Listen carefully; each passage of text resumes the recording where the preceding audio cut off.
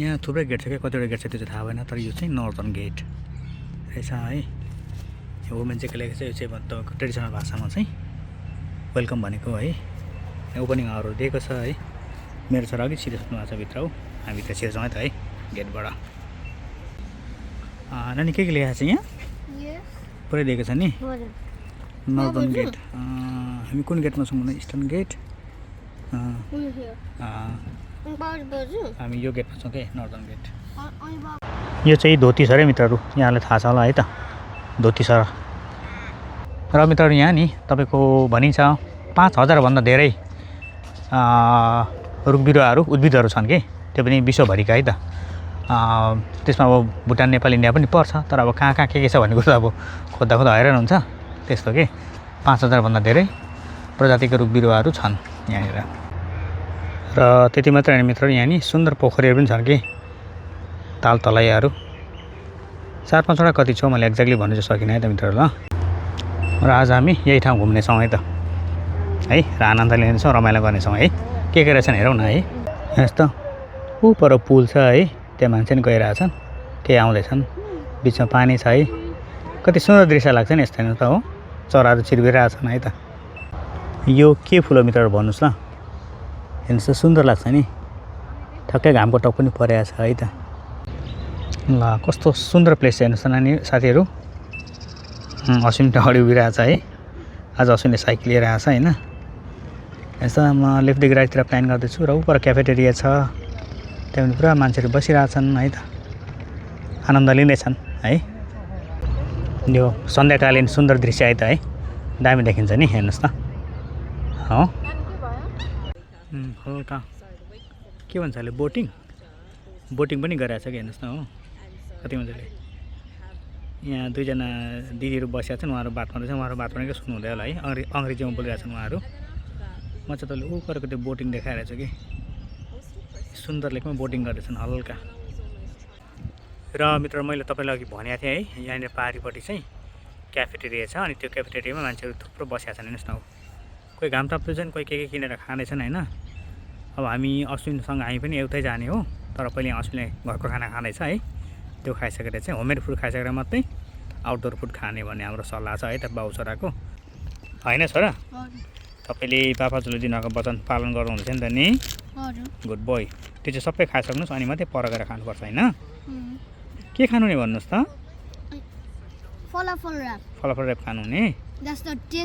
Okay ल हजुरलाई कस्तो लाग्दैछ है भन्नु होला है त है, रमाइलो लाग्दैछ कि छैन है। मलाई चाहिँ पर्सनली रमाइलो लाग्दैछ है त, यस्तो वन जङ्गल डुल्नु पाउँदाखेरि। खासमा यो गार्डन हो है त, जङ्गलै छ भनौँ न, वन नै छ भनौँ न। ल घरको खाना खाइसकेँ है, अब त्यहाँनिर होटलमा फलाफल ऱ्याप खाने अरे अश्विन, त्यसको लागि हेरेन कुदेको भइगयो हो, साइकल लिएर आएको छ केटाले।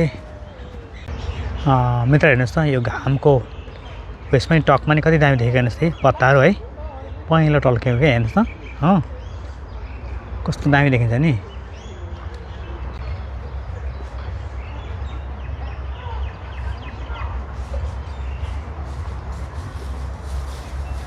ल अश्विनले भेजिटेरियन फलाफलले खानुहुँदैछ होइन छोरा।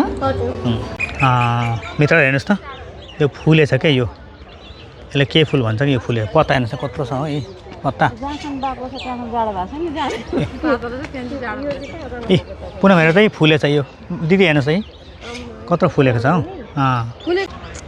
ल मित्रहरू घाम पारी पुग्यो है त, तर पनि सुन्दर पोखरी चाहिँ सुन्दरै देखिँदैछ कि, वरि मान्छेहरू छन् है त। ल मित्र यसलाई चाहिँ नि फन्ट्री गल्ली वाक भन्छ है। नानी मान्छे आउँदैछ सर, ल मान्छे आउँदैछ है, गुमुक्क परेको ठाउँ छ क्या यो, नानी लड्छ है ल, बिकारफुल है। पुरा पानी बगिरहेछ कि हेर्नुहोस् न हो, उता पानी बगिरहेछ देख्नुभयो नानी, बिस्तारै ल छोरा।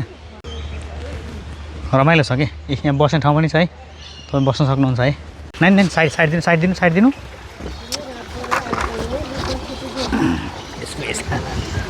No worries.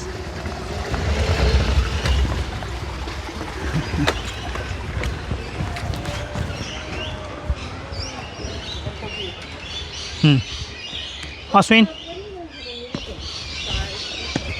हेर्नुहोस् न कसले बस्ने ठाउँ बनाएको छ है त। चराहरू छ क्या पुरा चराहरू छ जस्तो छ है त। कस्तो रुख छ है देख्नु हो।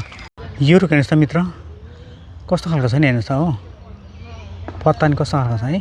एक्चुअली यो क्याक्टसको फ्यामिलीमा पर्छ जस्तो लाग्छ हेर्नुहोस् हो देख्नु है। जायन्ट क्याक्टस के छोरा तपाईँले यतै भन्नुभएको ए यो भन्नुभएको स्विङ चाहिँ नानी ढिलो भयो नि त छोरा ल मित्रहरू हामी अलिक अबेला निस्केकोले नि यो ठाउँ ठुलो छ होइन त्यही भएर सबै देखाउनु सबै ठाउँ घुम्न चाहिँ भ्याइएन है। त्यही अब मान्छे भनेको खानु अलिक अगाडि बढ्छ त्यही क्याफेतिर गयो होइन त्यति नै हो। त्यति साह्रो टाढो जान चाहिँ सकिएन मित्रहरू ल। हस्त मित्रहरू आजलाई यति नै है त। आजको यो कस्तो लाग्यो भन्नु होला है त यो ब्लग। र अर्को भिडियोमा हाम्रो भेट अवश्य हुनेछ। तबसम्मलाई चाहिँ बिदा भन्नु पऱ्यो है त। हस् त बाई।